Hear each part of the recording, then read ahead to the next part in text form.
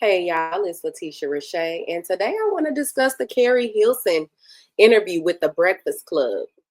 Keri Hilson in the early 2000s was that girl, right? She was that girl. I know I had multiple songs on repeat. I remember downloading all her songs on LimeWire, creating mix CDs. So, seeing this video pop up on my timeline was very exciting to me because I'm like, damn, where did she go and why did she go? So she gave us a lot of that and answered a lot of those questions in this interview with the Breakfast Club this morning.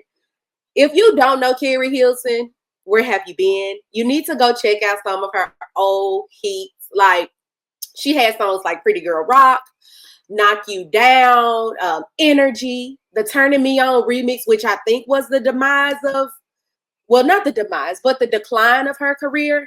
One Night Stand with Chris Brown, Slow Dance, which was probably on her last CD before she left. Not quite sure, but Keri is and was that girl. She also was a songwriter. She wrote Sierra's Like a Boy. I think she wrote Mary J. Blige's Take Me As I Am, Omarion Icebox. So Keri is that girl, regardless of how many years she's been gone. So in this interview, she talked about depression. She talked about her exit from the business. She talked about, did I say depression already? She talked about that. She talked about why she's stepping back into her purpose. Beyonce, I know that's what a lot of people are going to be talking about. And if that's all you want to hear, go check the video out on the Breakfast Club on YouTube. I think they start at Beyonce about the 24-minute mark. So definitely go check that out. And I'll also just link it in my description box so that you don't have to search for it. Anywho, let's talk about the most important thing. Why Beyonce went ghost. If y'all remember early 2000s, she made the Turning Me On song,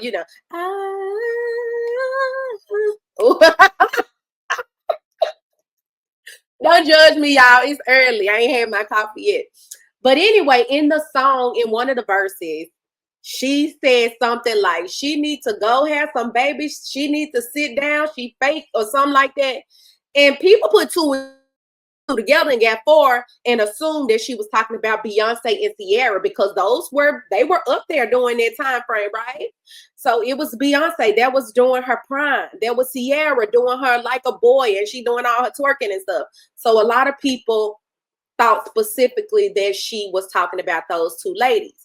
Keri Hilson, being the amazing songwriter that she is, she says in this interview that is one of the verses that she did not write, which I find that quite crazy. So, I did my little research, went on down to the Google, went on down to the Chat GPT, and I looked it up, and they said Keri Hilson wrote it. They could be wrong, but I'm going to take her word for it and say that she didn't write it. In fact, she said that for all of these years, she has actually protected the female writer who actually wrote the verse. And now that person has gone on to become very successful. I don't know who that is, but I'm going to keep doing some digging because now I want to be nosy. I'm going to end up on her sister, baby cousin Tracy page and find out who that is. And maybe I'll tell y'all about that later when I get to the bottom of things. But anyway, she spent 15 years being harassed by the Beehive. And when I say harassed, like the online harassment and bullied and stung by bees. She said that anytime she posted anything, she could post something about a booger in her nose, y'all, and people would be like posting bees, or that's what you get for talking or coming for Beyonce. So that has to be a terrible and dark time. She talked about during that time she was going through a bad breakup after being in a relationship for 11 years. She was going through a breakup. That happened. And I think that sometimes we forget that these entertainers are human. And even watching her video made me do some self-reflection. And like, when we review these shows and we talk about these people, I do want to be conscious that these people are human, because I came out of depression maybe a year and a half ago. And that was one of the worst points of my life. So to think that just some of the things that we think are so innocent, reviewing a reality show and taking things personally, and coming online and bashing somebody continuously, it's bullying. And we have to just remember that everybody has feelings. She did mention that people be like, girl, shut up, you got money. And I have been one of those people, sadly enough to say, I have been one of those people like, it can't be that bad. She got money, she rich. So, yeah. I still believe it's worse when you're poor, though. I mean, heartbreak is heartbreak, regardless of the person. But when you poor, at least you can sit up in your house and. But I guess lonely is lonely. She is absolutely right, y'all. So moving along. So at the height of Keri Hilson's career, she was managed by, I think she mentioned Polo the Don, as well as with Timbaland. So before how this song was, I guess, how it derived and how it was created, she said that Polo was on top of her, like, not on top of her, damn. We gonna exit that out. So she said Polo Don was on her head about, hey, turning me on is hot right now. We need to do a remix. We need to do a remix. Come to the studio. I got something for you to lay down. And so she went into the studio. She claims they already had the verse written and they asked her to put it down. So she's in the studio. She's reading the lyrics. And at that moment, she said, reading that and singing that, she's like, I can see how it can be perceived. And I felt like in that moment, she was trying to say she knew who this song was targeting, right? She said she always knew that it wouldn't be received well. And she was like, I just don't like it. I would rather let me write my own verse, right? So she said she goes on to try to write her own verse for it. She said it was on target. She said it was on subject. And she thought it was very good. But she said in her time, maybe a few days, she was writing that verse. The verse that she recorded that they asked her to record leaked. And so that's when all hell broke loose for Keri Hilson. At the time, she was young. And she said she didn't advocate for herself in the way that she should have. She said she did express her concerns. She was disregarded. And when the internet street started tearing her ass up, she had no protection. And for a young lady, or just a young person, because I'm not sure if men experience these type of things, but I remember being 18 and 19 and being in situations where I felt uncomfortable and I didn't quite know what to say to get out of it. So I found myself during those teenage years going through things that I shouldn't have been in. And at a young age, a lot of people, like one of my best friends, I feel like she has always had a voice, right? I never had that. I didn't get that until later, until maybe my 30s, years. But so I have found myself in a lot of situations that now I know I would never be. And I'll be like, oh, hell no, give me my purse. Let me get my bag. I'm up out of here. But specifically, this leads to a story time for me, y'all. I remember being 18 years old. I was working at Macy's in the mall in Memphis, Tennessee, right? And I was always the girl that looked up to the other girls that had nice things, that dressed nice, that had a nice car, had a boyfriend. That was like living that Sex in the City type of lifestyle, right? So I remember this one girl, I don't even remember her name, but I'm going to just call, I think it was like a Shar or something like that. I worked with her, y'all, and I thought she was it. She used to wear the designer frames, the shades, and she was just the it girl. I wanted to be like her. And so after working together for a few months, we became cool. She used to call me her little sister. If I was 19, she was probably 26, 27, right? So she was in her prime years. And so I remember one day she was like, you want to go out with me tonight? Y'all. I thought I was the shit finna go out with Big Shar, right? So I was like, yes. I remember being at work that whole day thinking about what I'm going to wear, how I'm going to fit in with this, the older crew, because I'm sure she got older friends. So I'm going to come in with them. We're going to be a little clique. So I go home, I get off work. I got off like at 7 o'clock. So she was like, be at her house at 8:30. So I get to her house. I find my outfit. I'm looking cute. I'm feeling good. I'm like, oh, I can't wait to see what we gonna do, where we gonna go, we gonna eat. Anyway, I wasn't even at a drinking age. So I made it to her house. And when I made it, I knocked on her door and a man answered, right? And I'm like, is Shar here? Me being young and naive, I could have been, who God knows what could have happened. But anyway, he's like, oh, she's upstairs. So I walk my little dumb ass in, and I'm looking like, hey, Shar. And Shar is in the bathroom. He was like, oh, she in the shower. You can take a seat. You know, you can take a seat. And I took a seat, y'all.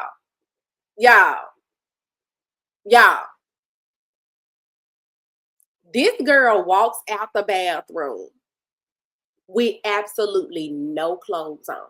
While I'm here, her guy is there, and they are just looking at me. And it was like slow motion. You know how time stop? Somebody come out, drop their damn clothes. I don't know her from Jack and Jill. She dropped her clothes, and I'm like, and now she was a very shapely girl. She was always shaped very nice. But I'm looking like, what is she? Like, I'm looking the other way. I'm looking the other way, and I'm like, she was like, can you hand me a towel? I was like, it was a towel on the bed, and I remember handing it to her. But in that moment, I'm like, what do she think of me? Do she think I want to smash her or her man? It was so awkward, y'all. I remember being like, well, I need to go to my car to make a call. And I rushed down the stairs and I'm in the car. She came down like 6 minutes later.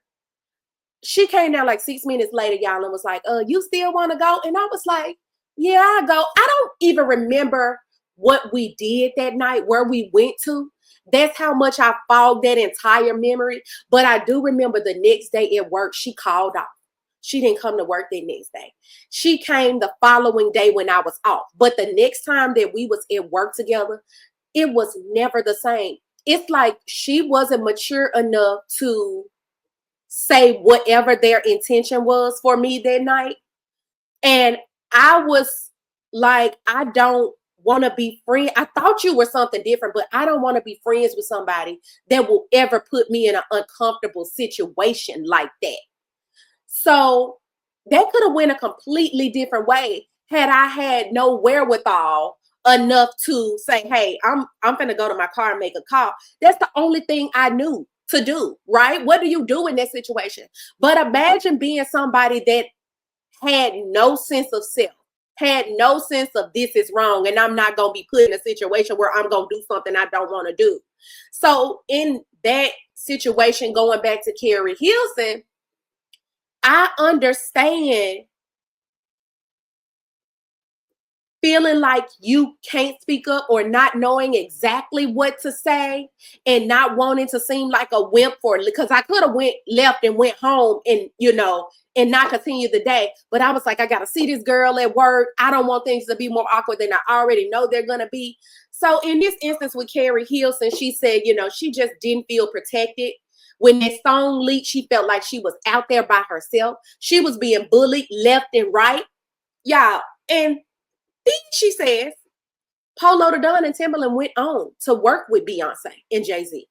They moved on with their life while she was sitting there suffering in silence with no support. She couldn't say anything because they were her bosses. She didn't want to lose the little career that she felt she had left. Without even realizing, long as she got paper and pen, she gonna always be successful. So I hate that it took her 15 years to come back and feel like she was finally able and ready to tell her story. It hurt my feelings when she broke down crying, saying she felt crucified and having to watch those people that left her out to dry move on with their married lives, continue to work with the people that she was pitted against by default. So I hope that story for somebody watching, young, old, somebody that still at an older age don't have a voice, speak up for yourself. Because at the end of the day, Nobody can't have you like you have you. You have your best interest at heart. Speak up for yourself. The worst thing people can do is say yes, no, apologize, make it right, not take accountability. And at that point, you know how to treat them, which moves into what she says now. The interviewers asked her, would she ever work with him again? And surprisingly enough, she's working with Polo the Don on this new album, which I can't say I find it weird, because the older you get, right, you learn that business is business. But if I'm her, I'm like, I don't need you. But if business is at the forefront, she said he's a great producer. But she also mentions that now she just knows how to handle herself. She knows how to make conscious decisions, putting herself at the forefront. And she knows how to not be taken advantage of. And if there's something that she doesn't want to do at this point, she knows how to say hell to the no. To the no. So I guess I can respect that. But myself personally, I would have never worked with that nigga again. I would have never worked with him again. She was asked, did she run into Beyonce? Have they had a chance to talk about, that brewing controversy that happened umpteen years ago? And she said she did run into her at an award show. And Beyonce came and approached her with her hand out and was like, hey, I'm Beyonce. Do y'all think that was a dig? Do y'all think Beyonce was sunning her? Please drop in the comments to tell me what you think. I think she was like, hey, Libby, I'm Beyonce. I know we ain't never met, even though you made a song about me, so I'm just going to introduce myself to let you know who the F I am. And I think that's what Beyonce's, hey, I'm Beyonce meant, right? What y'all think, though? I don't know. But anyway, she has a new single. It's called Bae, B-A-E. I haven't listened to it yet, but I'm about to listen to it and let y'all know what I think at a later time, in a later video. But please go check out Keri Hilson's interview with The Breakfast Club. As always, like and subscribe to my channel. I would really appreciate the like and the subscribe. I hope you made it to the end of this. And until next time, peace. So